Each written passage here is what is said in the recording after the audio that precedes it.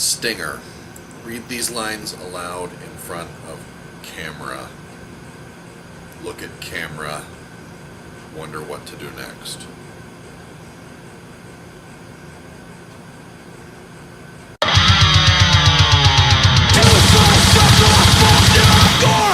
Happy New Year, suicidalists! Let's rip 2014 a new asshole, shall we?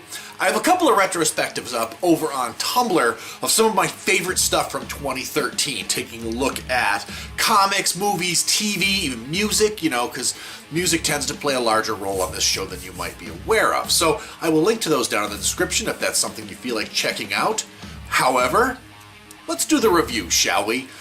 This week we're taking a look at the latest entry into the low-budget, giant monster movie craze, Big Ass Spider, from director Mike Mendez.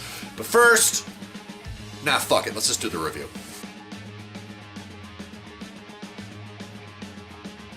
Big Ass Spider. Is there anything else you need to know about this movie?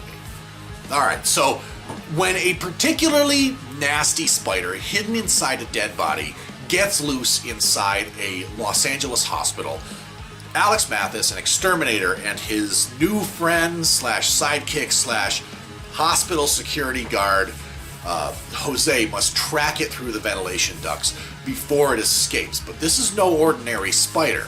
As Army Special Forces arrive on scene to lock the hospital down, it is explained that this was originally your average spider until it was introduced to fossilized microbial DNA.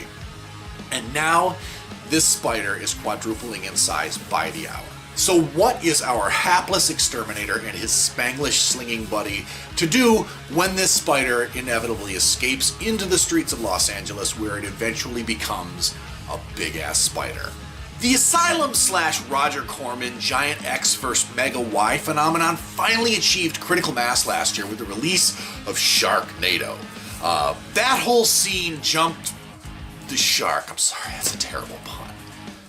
But there's not really anywhere else for those movies left to go, but there's still plenty of room to spoof those movies, and that is really what's going on here with Big Ass Spider, a movie which wins the Cinema Suicide Grand Prize for Best Title since Snakes on a Plane. Heading up the cast is Greg Grunberg, who everybody knows from Heroes and Lost and Twitter, as Alex Mathis, the pest exterminator at the center of this whole hunt for the Big Ass Spider. And opposite him is Lombardo Boyar, who plays Jose, the hospital security guard / walking Mexican joke. There's also Ray Wise in the mix as the hard-ass military guy tasked with finding and destroying the big-ass spider before it's too late. And all of these people are working with a script that is clearly goofing on some already terrible source material, and they're having a pretty good time with it too. And while it's never a comedy that's killing, when the jokes are funny, they're pretty fucking funny. There's a bit of dissonance at work in Big Ass Spider. When the jokes fail, they tend to flop in a really big way, and a lot of this has to do with an inconsistent tone of the comedy. Grunberg's Mathis is often written as one or two different sort of horror action comedy archetypes depending on the scene. He's either the right guy in the wrong place at the wrong time, or he's incompetent and stupid. And Grunberg plays him as the former even when the script is calling for him to be the latter. So when he's supposed to be the stupid guy, the jokes don't really work, they just kind of fail. And there's also a romantic subplot in Big Ass Spider, which is one of the movie's more unintentionally weird touches. Throughout the movie at several points, Mathis is sort of portrayed as the single guy looking for the right woman. At a couple of points he's asking women out and they shut him down every time. And this doesn't really seem to bother him, maybe it happens to him all the time. And then he meets Lieutenant Carly Brandt while he's getting in the way of the military's operation to contain the big-ass spider, and for whatever reason he goes completely apeshit over her. And just like the other women, she shuts him down again and again and again, and he doesn't really seem to get the picture. That is until the point where she doesn't, and she suddenly accepts him and sort of opens her heart to him. But the thing is up to that point, she doesn't just seem not interested in him. She seems to kind of actively hate him until the point where she doesn't. So if that relationship doesn't seem to make a whole lot of sense, the one that actually does is the Jose Mathis relationship.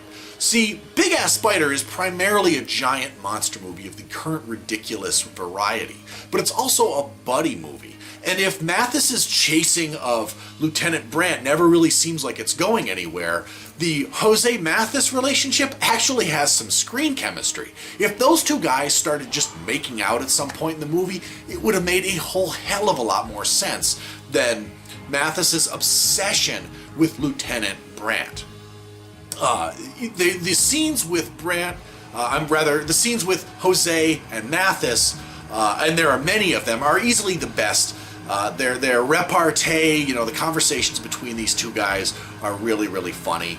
Boyar is very obviously doing his best Cheech Marin in this role. The guy has really got it. Even though his motivations for following Mathis out into the streets of Los Angeles are really pretty murky, they still make more sense than Mathis's obsession with the military girl, but whatever. Fuck it. I have a really hard time being critical of a movie like this, just as I would were I reviewing a movie like Sharknado or Two-Headed Shark Attack. It is so obviously playing to the cheap seats, and it is doing so with tongue planted firmly in cheek. The only thing you need to know is it fun? And the answer is yes. Director Mike Mendez is very obviously having a good time with some very goofy material here. And it's been a really good long time since we've had a quality spider-centric horror movie. I mean, when's the last time they did that? Arachnophobia? And there's some really great spider visual effects, like low-budget VFX on display in Big Ass Spider as well. The model for the spider, from the point where it's very small to the point where it's scaling buildings, is quite impressive. There's also some great kills in this movie, including one involving the death of the mayor of Tromaville, Lloyd Kaufman himself, as well as one where, for whatever reason, the spider spits acid on a guy's face and his face melts like the Nazis in Raiders of the Lost Ark. Big Ass Spider. There are a lot of horror movies out there with a giant monster and a ridiculous title, and Big Ass Spider might look like one of those movies, but it's not even in the same league as them. This is a movie that you might want to watch beyond the ridiculous premise, because it actually has some substance to it. There are basically far worse ways to kill 80 minutes on a Sunday afternoon, if you ask me. It's funny, it's got a great monster, it has some really great kills in it, and the comedy doesn't always work, and when it doesn't, it tends to land with an awkward, noticeable flop, but thankfully there are enough good jokes to offset the bad jokes. So have you seen Big Ass Spider? I want to know what you thought of it. I also want to know what your favorite giant monster movie is down in the comments. And if there's anything coming up on the horizon that you also want to see reviewed, put it down in the comments. Now is the time where you join us on the Suicidal Facebook page for more updates. You follow me on Twitter for random bullshit and jokes, and for stuff that I don't really have a classification for, things that don't have a kind of natural home, follow me on Tumblr. As always, like, comment, subscribe, and I will see you next Friday.